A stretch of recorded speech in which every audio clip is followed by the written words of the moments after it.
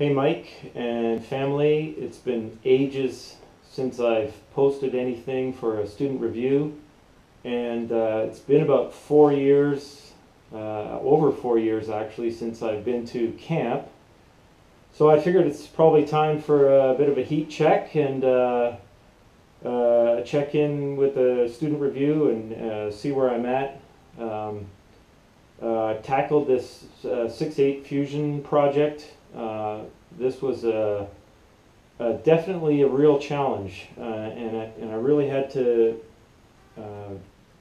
go through a number of hoops before I actually got something that I figured was worthy of posting. And even still, I'm not entirely happy with it. But you know, I had to just for the benefit of other people who are working on this project. You know, I had to go through the lessons. I had to work on each section of Dave McKay's 6/8 fusion, and break each section down, and then work on the transitions between those sections. Record myself, listen to it, videotape myself, check on that. Notice some things I didn't like, go back, do another bunch of takes. Oh my God, it was a long process. So anybody that thinks that they can just stick the, blast into the recording is kidding themselves. This is tough work, and in the end, I gave this. I let my wife, who's one of my other than me, is my #1 critic. I let her watch a take that I thought was pretty good, and she said, "No, you look too stiff. You look wooden. You look rudimental. You look like you're thinking too much." So that caused me to kind of go back to the drawing board and really work on trying to just stop thinking about this track and just play the darn thing. And that's what you're going to hear in a second here. I'm lucky to be at my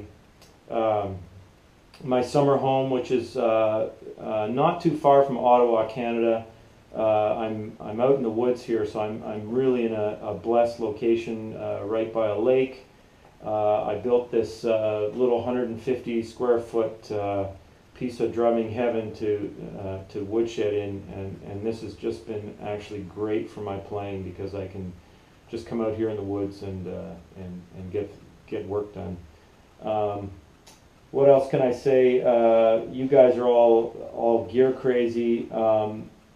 This kit, I don't even want to say anything about this kit, because it's just thrown together odds and ends and bits and pieces of stuff that I could pull together here.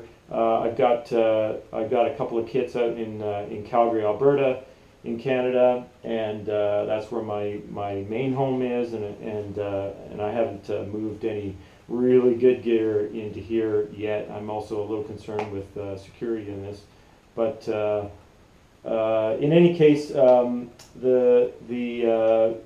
mics, actually I'm using pretty good mics, AKG overheads.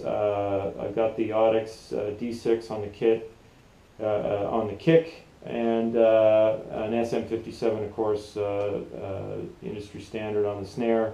And I'm going through a Mode 2 Firewire unit into a MacBook, and getting really some nice results doing that. So, yeah, I'm getting reasonable sounds on this, so I'm pretty happy with that.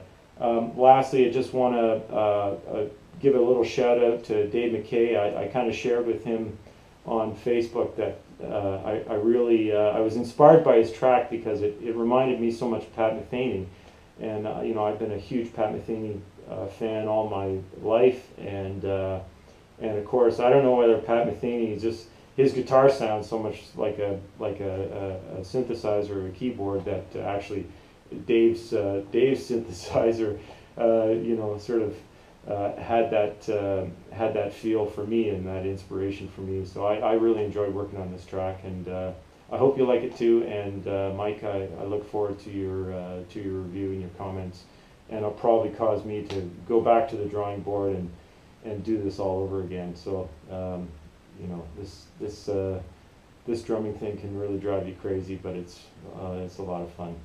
Thanks a lot.